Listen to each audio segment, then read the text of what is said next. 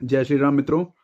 बहुत इंपॉर्टेंट बात बता रहा हूँ। भारत के बहुत सारे एरिया में अभी ठंड पड़ रही है और ग्रो रूम के अंदर कुछ लोगों का अभी स्पॉन रन चल रहा है, कुछ लोग का केसिंग रन चल रहा है और कुछ लोग का प्रोडक्शन चल रहा है।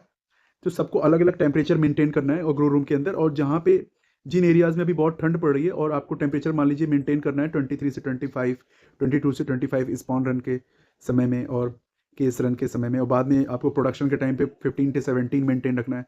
लेकिन दिन में क्या है, आपका टेम्परेचर मेंटेन रहता है, रात में बहुत लो चला जाता है, या हो सकता है दिन में भी लो जाता हो। रात में लोगों के यहाँ 8, 9, 11, 12, 13, 14 ये सब चला जा रहा है, राइट।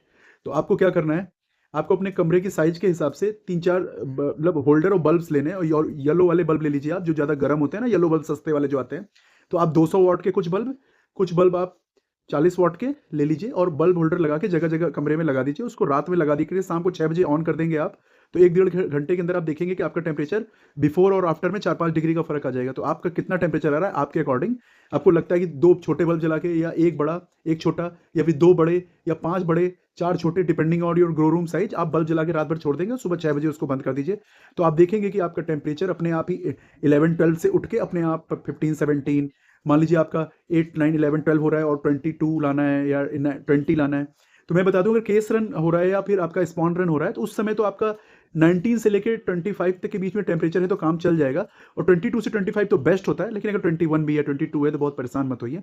और दूसरा, अगर आपका प्रोडक्शन चल रहा है तो आपका टेम्परेचर 15 से 17 हो तो बहुत अच्छा, अगर 18 भी है तो भी बहुत परेशान मत होइए, है ना। और सही है, और उतना आ जाए तो सही है। और अगर आपका 14 आ रहा है तो आपको फिर टेम्परेचर प्लस करना है थोड़ा सा, एक बल्ब जला दीजिए। और लेकिन आपका 13-12 ऐसा आ रहा है तो आप बल्ब जलाइए। तो आपको टेम्परेचर मैनेजमेंट करना है, और ये बहुत सिंपल सी ट्रिक मैंने बताई है। और आप हीटर वगैरह ना यूज करें, क्योंकि वो बहुत हार्मफुल भी है और बहुत कार्बन डाइऑक्साइड प्रोड्यूस करेगा, जो कि आपके मशरूम के लिए स्पॉन रन के टाइम तो चलिए बेनिफिशियल है, लेकिन बाद में मशरूम प्रोडक्शन के लिए सही नहीं है। तो आप बल्ब्स का यूज कर सकते हैं, अगर नॉन एसी फार्म है आपका तो उसके लिए बोल रहा हूँ मैं। और अगर एसी फार्म है तब तो टेम्परेचर की प्रॉब्लम आपको आएगी नहीं, है ना। और इससे रिलेटेड कल मैं एक वीडियो प्रैक्टिकल साइट पे होता हुआ डाल दूंगा, मैंने करवाया है कई जगह, वीडियोस मेरे पास आ रहे हैं, मैं आपके पास पोस्ट कर दूंगा। फिलहाल आप ये जुगाड़ अभी रात में कर सकते हैं, अगर आप वरीड है कि आपका टेम्परेचर कैसे मैनेज होगा। प्लस ह्यूमिडिटी भी मैनेज कीजिए, और इस तरह से ये तारों बल्ब फैलाइएगा कि आपको करंट नहीं मारे, किसी को करंट नहीं मारे, सेफ्टी के साथ बिजली का काम कीजिएगा। धन्यवाद।